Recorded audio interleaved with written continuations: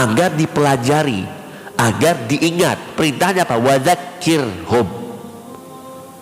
Perhatikan, ini Nabi Musa diperintahkan oleh Allah untuk memberikan peringatan bagi umatnya yang sudah menyaksikan penyeberangan itu. Mereka merasakan. Kita kan tidak merasakan Isra Mi'raj. Kita tidak hidup di zaman Nabi Muhammad SAW. Kita tidak menyaksikan peperangan yang beliau alami bersama sahabat-sahabat beliau. Maka peringatan ini bagi kita lebih berat, agar lebih memerhatikan, agar peristiwa-peristiwa tersebut tidak hilang. Tidak hilang. Insya Allah nggak bakal hilang. Kalau Allah yang jaga bakal hilang. Cuma kita akan melihat, kalau kita tidak melestarikan, kita tidak mewariskan, kita tidak mengajarkan, akan berkurang kualitas pemuda-pemuda kita di dalam memahami agama mereka.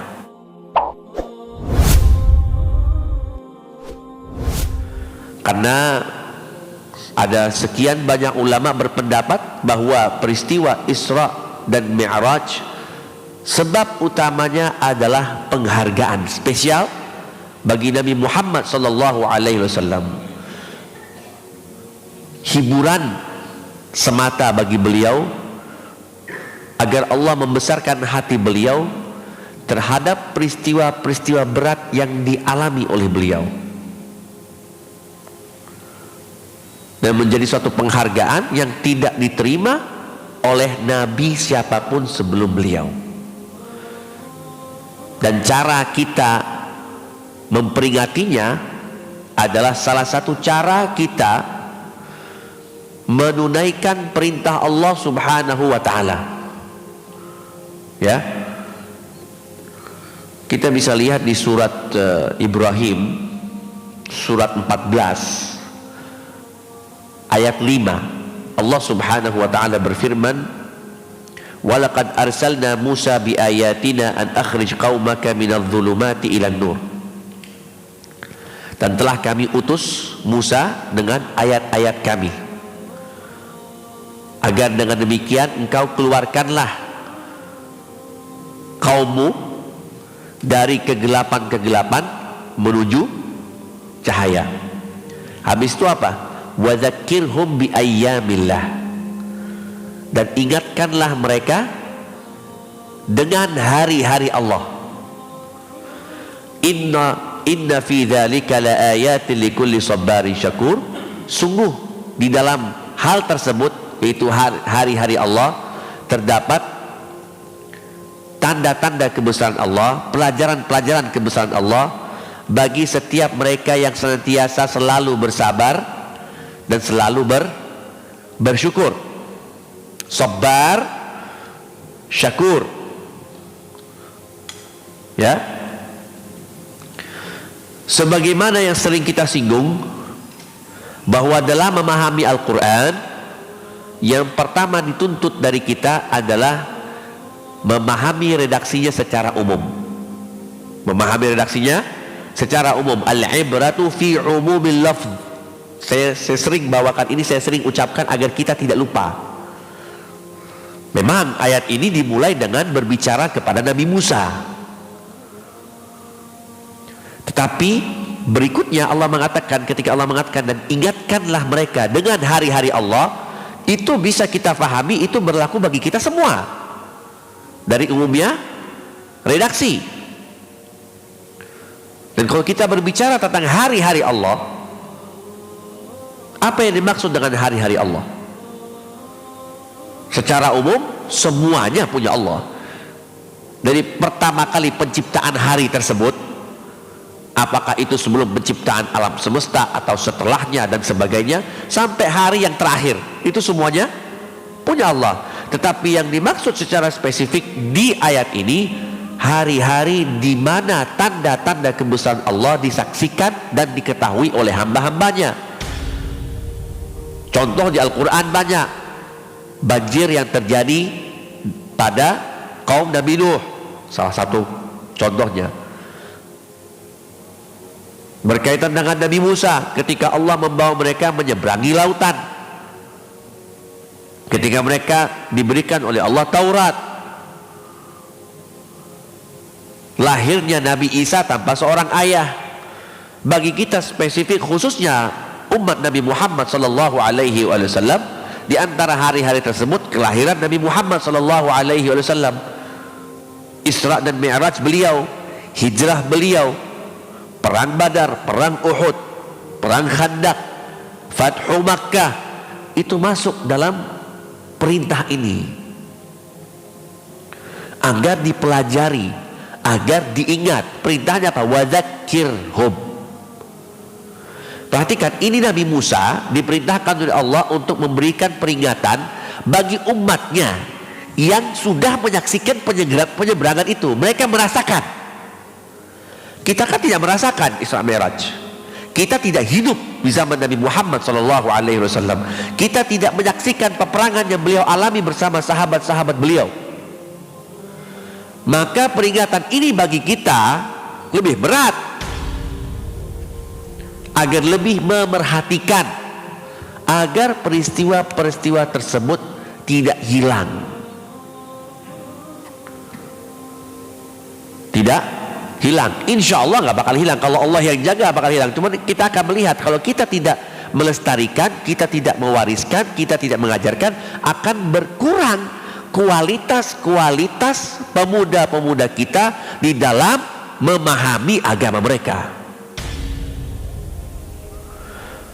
Belajar agama Islam identik dengan belajar kepribadian Nabi Muhammad SAW. Gak bisa lepas itu. Jadi sebenarnya ketika kita mengkaji Isra dan Mi'raj, yang kita pelajari itu pribadi beliau, sehingga bagaimana Allah memberikan penganugerahan yang luar biasa bagi beliau. Makanya Allah mengatakan subhanalladzi asra bi'abdihi, bukan birasulihi, bukan binabiyihi. Sebagai pengetahuan dan ajaran dari Allah bagi kita, kemuliaan yang beliau dapat karena penghambaan totalitas beliau, bukan karena beliau rasul. Beliau rasul kalau Allah pilih dia jadi rasul. Penghargaan yang beliau dapat karena totalitas penghambaan beliau. Maka jarang sekali yang akan membahas sebab-sebab terjadinya Isra Mi'raj itu apa sebelumnya terjadi.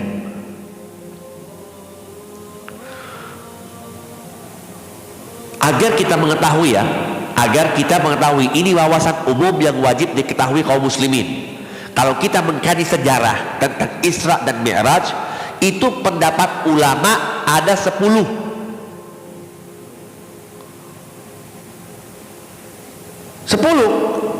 Tentang kapan terjadinya. Bayangin. Jadi sebenarnya tidak ada kesepakatan mutlak. Ada yang mengatakan di bulan Rajab. Ini yang paling masyhur. Hampir di seluruh dunia paling masyhur di bulan Rajab, di tahun antara tahun ke-11 dan tahun ke-12 kenabian. Rasulullah SAW menjadi rasul, masa kenabian beliau 23 tahun. 13 tahun di Mekah, 10 tahun di Madinah. Jadi ini peristiwa terjadi ketika beliau masih di Mekah. Ini pendapat yang paling masyhur, paling umum. Ada yang berpendapat di bulan Rabiul Awal, ada yang berpendapat di bulan Ramadan, ada yang berpendapat ketika beliau sudah di Madinah di masa terakhir kenabian beliau, ada yang berpendapat itu masih di awal masa kenabian, di tahun pertama. Masing-masing punya sandaran riwayat sendiri-sendiri. Tapi saya tidak mau kita mendalami dalam hal itu sebagai wawasan agar kita tahu, oh rupanya ada pendapat ulama yang berbeda-beda. Jadi kita nggak saling menyalahkan. Yang dituntut bagi kita mengimani peristiwa tersebut benar terjadi. Itu yang paling penting. Adapun cerita yang terjadi di dalam prosesnya pun itu juga beraneka ragam variasinya. Kembali kita bisa memilih mana versi yang kita suka. selama itu tidak bertentangan dengan Al-Quran dan tidak menodai kehormatan Nabi Muhammad sallallahu alaihi wasallam. Intinya kembali beriman, mengimani bahwa kejadian itu terjadi karena itu disinggung di dalam Al-Quran. Isra beliau di surat Al-Isra, Mi'raj beliau disinggung sedikit di surat An-Najm. Nah, kita ngomong soal yang dianggap oleh banyak penulis sejarah atau sirah Rasulullah sallallahu alaihi wasallam, sebabnya itu terjadi setelah wafatnya paman beliau yang beliau cintai, Abu Thalib, dan setelahnya 3 hari wafatnya istri beliau As-Sayyidah Khadijah Al-Kubra. Mereka berdua wafat di tahun 10 kenabian, di tahun 10 kenabian, dan itu menjadi hal yang berat bagi Rasulullah sallallahu alaihi wasallam sehingga dinamakan tahun tersebut dengan tahun kesedihan, Amul Huzn. Jadi banyak dikaitkan dengan situ peristiwanya. Itu yang pertama sebabnya, dengan meninggalnya Abu Thalib, ya, paman beliau yang pada saat itu menjadi kepala Bani Hashim, pemimpin Bani Hashim. Ketika beliau meninggal, ada sebagian penulis sejarah mengatakan bahwa kepemimpinan tersebut jatuh ke tangan Abu Lahab. Jadi sudah tidak kondusif lagi. Maka beliau memutuskan untuk memindahkan pusat dakwah, memindahkan pusat dakwah karena sudah tidak kondusif di Mekah. Maka yang kita tahu, perjalanan beliau pertama kali pergi ke negeri, ke kota Taif. Ada riwayat yang mengatakan Rasulullah sallallahu alaihi wasallam berangkat sendiri, tapi yang paling banyak riwayatnya beliau berangkat bersama anak angkat beliau, Zaid ibnu Harithah radhiyallahu anhu. Jarak antara Makkah, kota Makkah dan kota Taif itu sekitar 104 km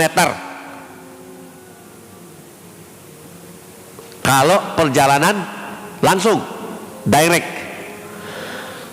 Tetapi para sejarawan menulis bahwa dalam riwayat-riwayat yang diwariskan dari para sahabat, bahwa Rasulullah Shallallahu Alaihi Wasallam itu tidak mengambil jalur langsung. Ini salah satu ilmu yang diwariskan oleh Rasulullah Sallallahu Alaihi Wasallam. Kalau bergerak itu senyap dan harus penuh siasat. Jadi beliau tidak mengambil jalur yang langsung, jalur yang lebih memutar agar tidak terdeteksi beliau ingin kemana.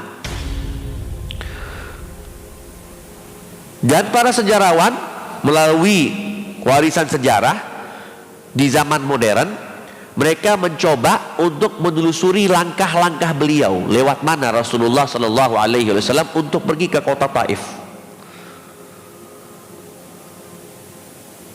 Kalau zaman sekarang, kalau langsung itu naik mobil ya, sejam, apalagi itu jalan Arab Saudi kan lurus saja, sejam naik mobil sejam. Bayangkan Rasulullah Sallallahu Alaihi Wasallam itu jalan kaki, tidak direct, jadi pasti jaraknya lebih jauh. Itu makan jalan berhari-hari dengan bekal yang terbatas, jalan hanya berdua, tidak bawa kendaraan agar tidak terdeteksi kan. Kalau beliau keluar bawa unta misalnya, kelihatan ini kayak mau jalan jauh, jalan kaki loh. Ketika mereka menelusuri jalur yang dilewati oleh Rasulullah SAW sampai pada satu titik yang mobil tidak bisa lewat, akhirnya mereka harus turun. Dan jalannya agak mendaki karena memang kota Taif lokasinya lebih tinggi ketimbang kota Mekah, dan itu dijadikan sebagai tempat istirahat oleh bangsawan-bangsawan kaya Quraisy. Seperti kita, orang-orang kita sukanya ke puncak istirahat, walaupun macet tetap dijabanin, ya kan? Kalau mereka itu ke Taif, punya kebun-kebun mereka di Taif, orang-orang bangsawan Quraisy yang kaya, mereka kalau di musim yang sangat panas mereka akan istirahat ke sana. Dia agak mendaki. Jadi ulama-ulama dan sejarawan dan peneliti jejak itu ketika melewati jalur yang tidak bisa dilewati oleh mobil, itu banyak mereka yang mengalami luka. Baru udah pakai sepatu. Ada yang terkilir kakinya, ada yang kecengklak lah, ada yang apa. Sehingga sebagian mereka mulai menangis. Kenapa? Membayangkan jalur yang ditempuh oleh Rasulullah SAW ini tidak mudah.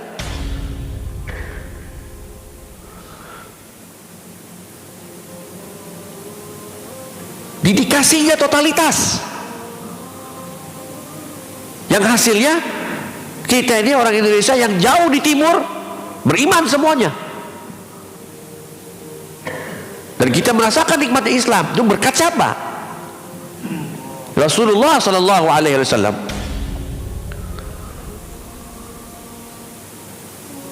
Bayangkan perjuangan beliau itu berat. Udah sampai di sana, penerimaannya luar biasa. Tidak ada etika, tidak ada sopan santun, bahkan beringas, buas.